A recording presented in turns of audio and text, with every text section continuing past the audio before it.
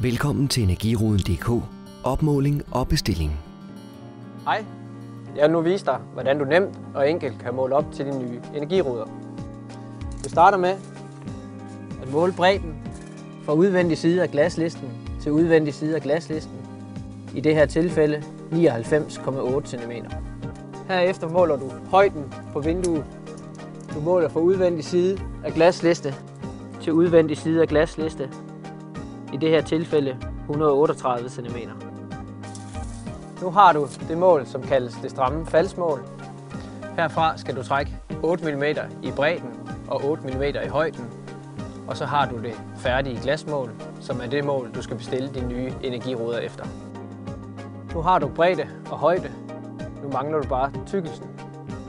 I det her tilfælde måler du dybden på karmen, og herefter måle på indvendig side mod glasset og på udvendig side mod glasset.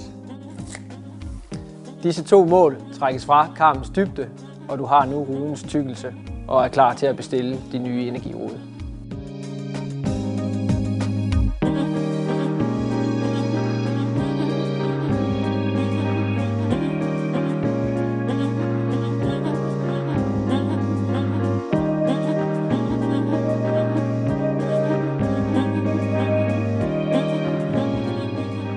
Når du har bestilt, er vi klar til at levere inden for de næste 2 uger. Rigtig god fornøjelse.